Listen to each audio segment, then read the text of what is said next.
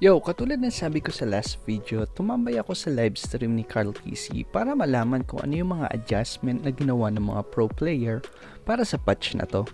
Bukod sa mga jungle adjustment na mapapanood nyo sa video to, napun ako din na anim sa laro ni Carl TC kung hindi ban si Eudora, lagi siyang pinag-aagawan.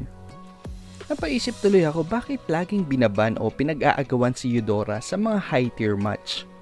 At dahil pala to sa negative defense meta.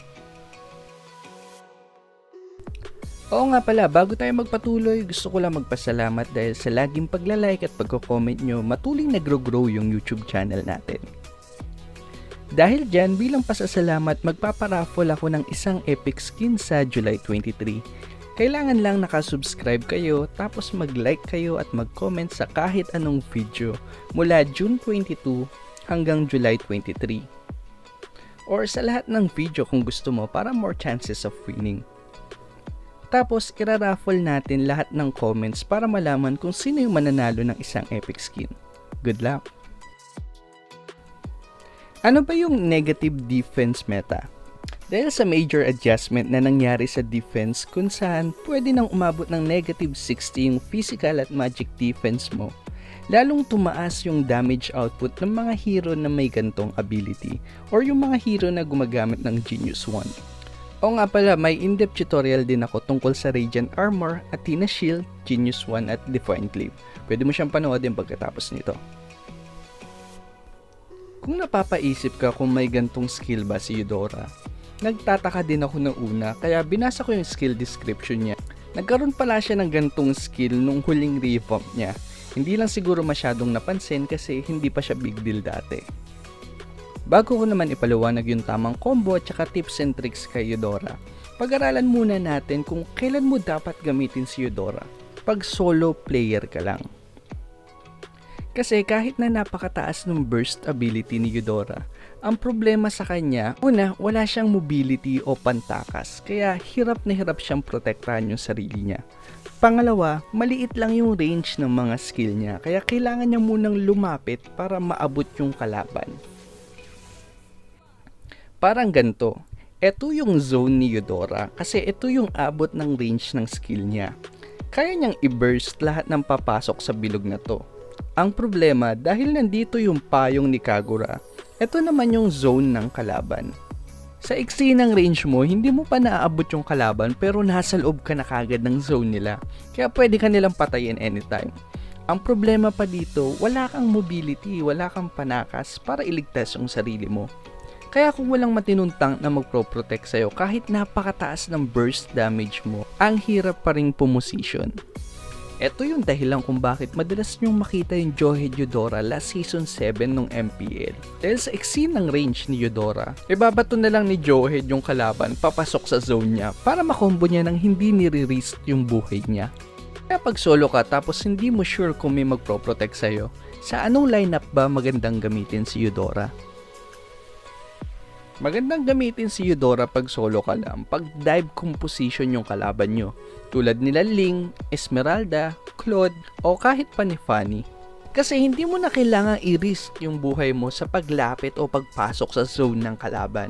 Kusa na silang lalapit sa'yo at pag pumasok sila sa zone mo, siguradong mababurst mo sila kagad.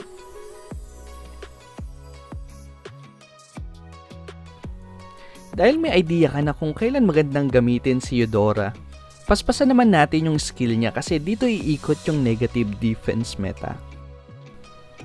Una yung passive niya, lahat ng tatamaan ng skill niya magkakaroon ng kidlat sa katawan o yung tinatawag nilang superconductor. Magkakaroon ng additional effect yung skill ni Eudora sa mga target na tatamaan na may superconductor.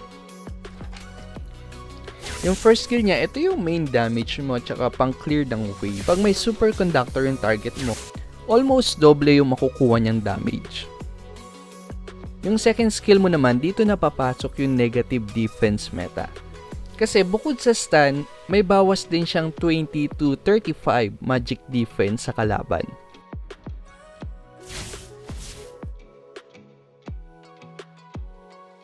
Pag may superconductor yung target mo, maglalabas pa siya ng additional na 3 stun. Kaso sadly, yung main target mo lang yung may magic defense reduction. Yung additional na 3 stun, walang bawas yung magic defense nila.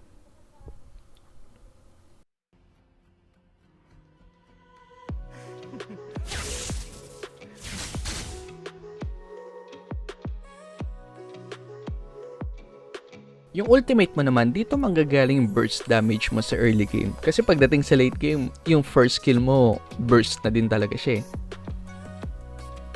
Tapos, pag may superconductor yung target mo, magkakaroon din ng additional damage na AoE.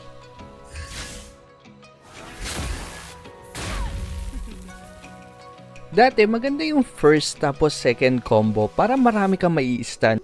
Pero dahil sa update ng Magic Defense, aanuhin mo yung maraming stun kung kaya mo namang burahin kagad yung kalaban.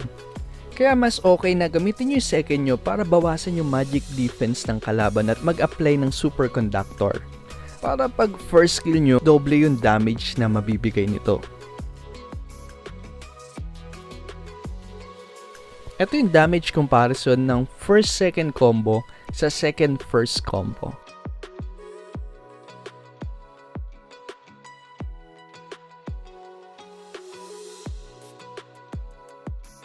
Almost double yung damage, 'di ba? Pagdating sa late game, pag may item ka na, second first mo lang. Minsan patay na yung kalaban.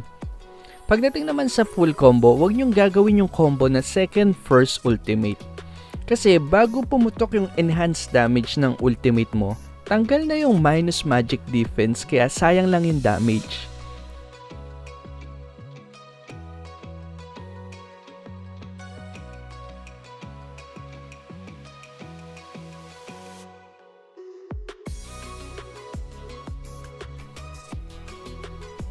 Para ma-maximize mo yung damage, ang tamang combo ay second, ulti, saka ka mag-first.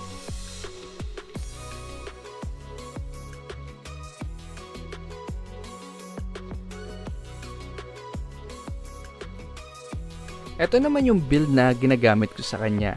Umpisa pa lang, bumibili na ako ng isang magic necklace para sa mana regen. Magic worship kasi yung ginagamit ko sa kanya, hindi impure mage, para mas mataas yung additional damage ng second first combo mo. Tapos laging arcane boots yung ginagamit ko para sa magic penetration, pera lang pag may kalabang kang Selena. Tough boots yung ginagamit ko pag ganun. Clock of Destiny naman para sa magic damage at saka kahit papano dagdag kunat sa early game. Genius 1 para ma-maximize mo yung negative magic defense. Lightning Truncheon kasi tumataas din yung damage ng passive nito, bumababa yung magic defense ng kalaban. Holy Crystal naman para tumaas yung magic power mo. Pero pwede mo rin itong palitan ng Winter Truncheon o kaya Blood Wings pagka medyo kailangan mo ng defensive na item. Tapos syempre last item, ang pinamagandang late game item ng mga mage, Divine Glaive. Kasi mas tumataas yung magic defense ng kalaban, mas tumataas din yung magic penetration mo, kaya solid na solid. Yun na lang muna sa ngayon. Salamat sa panonood.